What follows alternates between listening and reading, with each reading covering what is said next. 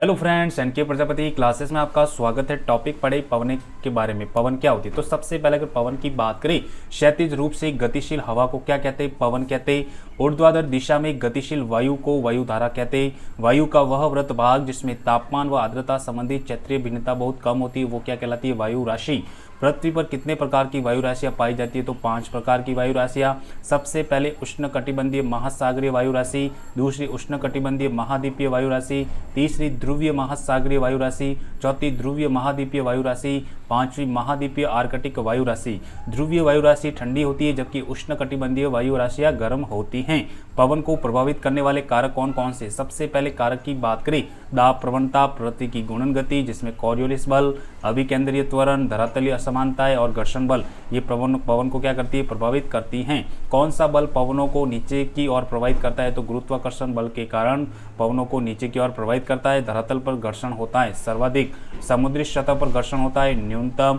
Coriolis बल सर्वाधिक होता है, कहाँ पर होता है? तो ध्रुवों पर सर्वाधिक होता है। कॉरियोलिस बल अनुपस्थित होता है विषुवत पर। इसी कारण विषुवत वृत्त के निकट उष्णकटिबंधीय चक्रवात नहीं बनते। अधिकतम तापमान और न्यूनतम तापमान वायुदाब कब होता है? तो दिन में 2 से 4 बजे तक। उसके बाद में न्यूनतम तापमान और अधिकतम वायुदाब कब होता है? तो सुबह 4 से 6 बजे तक ये होता है अधिकतम वायुदाब। उसके बाद में वायुदाब प्रवणता का जो मुख्य कारण है भूतल का असमान रूप से गर्म होना। जहाँ समदाब रेखा आसपास हो वहाँ दाब प्रवणता भी क्या होगा? अधिक होगा। पवनों को कितने भागों में बांटा जा सकता है? तो 3, स्थायी पवनें, मौसमी पवनें और स्थानीय पवनें।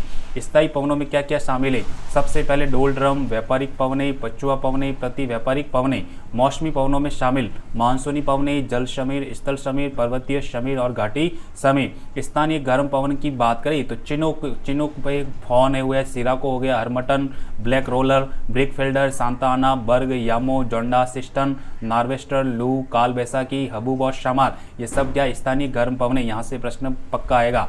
स्थानीय ठंडी पवन की बात करें तो बोरा, मिस्टल, ब्लिजार्ड, पेम्पेर और पापागियो, ये सब कैसी है? ठंडी पवनें। उसके बाद में सबसे पहले हम बात करें तो स्थायी पवन के बारे में पढ़ेंगे। स्थायी पवन वर्ष भर जिन पवनों की दिशा समान होती है उन्हें क्या कहते हैं? स्थायी पवन। स्थायी पवन कह सकते हैं इसी को सनातनी पवन, इसी को प्रचलित पवन और इसी को नित्यवायी पवन और इसी को गृहीय पवन भी कहते हैं। उपोष्ण उच्च वायुदाब कटिबंधों से विषुवतीय निम्न वायुदाब कटिबंध की ओर चलने वाली पवनों को क्या कहते हैं? व्यापारिक पवनें।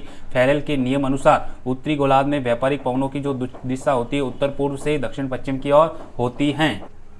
फेरेल के नियम के अनुसार दक्षिणी गोलार्ध में जो व्यापारिक पवनों की जो दिशा होती है दक्षिण पूर्व से उत्तर पश्चिम की ओर। उसके बाद में दोनों गोलार्धों की कौन सी पवनें विषुवत रेखा के समीप टकराकर घनघोर बारिश करती है? तो व्यापारिक पवनें। सभी प्रकार की पवनें स्थल से अपेक्षा सागरों पर अधिक सुदृढ़ होती है। उपोष्ण उच्च वायुदाब कटिबंध से उपध्रुवीय निम्न वायुदाब कटिबंध की ओर चलने वाली जो पवनें होती है वो पछुआ पवनें। उत्तरी गोलार्ध में पछुआ पवनों की दिशा की बात करें तो दक्षिण पश्चिम से उत्तर पूर्व की ओर, और दक्षिणी गोलार्ध में पछुआ पवनों की स्थिति की बात करें उत्तर पश्चिम से दक्षिण पूर्व की ओर मानी गई। पछुआ पवनों से अधिक वर्षा कहाँ होती है? तो महाद्वीपों के पश्चिमी भागों में।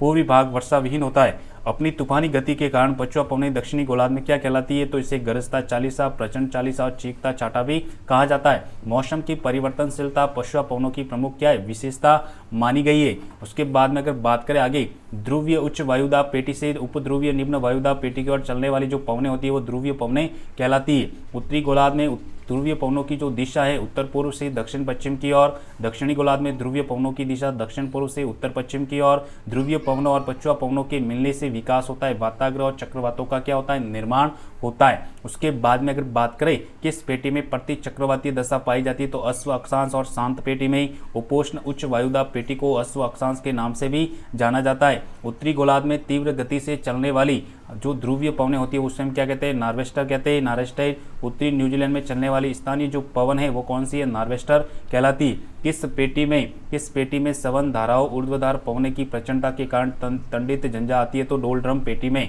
ठीक है। डोलड्रम पेटी में सामान्य रूप से पवनों की दिशा कैसी होती है? पश्चिम से पूर्व की ओर। कौन सी पेटी व्यापारिक पवनों व पछुआ पवनों के मध्य विभाजन करती है? तो अश्व अक्षांश की शांत पेटी।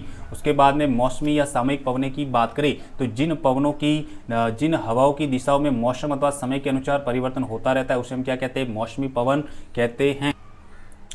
6 माह उत्तर पूर्व से और 6 माह दक्षिण पश्चिम से प्रवाहित होने वाली जो पवन होती है वो मानसूनी पवनें कहलाती है। मानसूनी पवनें कितने प्रकार की होती है, तो 2 प्रकार की। सबसे पहले दक्षिणी पश्चिमी ग्रीष्मकालीन मानसून पवनें और दूसरी उत्तर पूर्वी शीतकालीन मानसून पवनें। समुद्र से स्थल की ओर चलने वाली पवनें कहलाती है जल समीर। ये दिन के समय चलती है। ये हवाएं सुबह 10 से 11 बजे प्रारंभ होकर रात 8 बजे तक चलती है। स्थल से समुद्र की ओर चलने वाली जो हवाएं होती है वो स्थल समीर कहलाती है और ये रात के समय चलती हैं। ये हवाएं प्राय सूर्यास्त से प्रातः 8 बजे तक चलती रहती।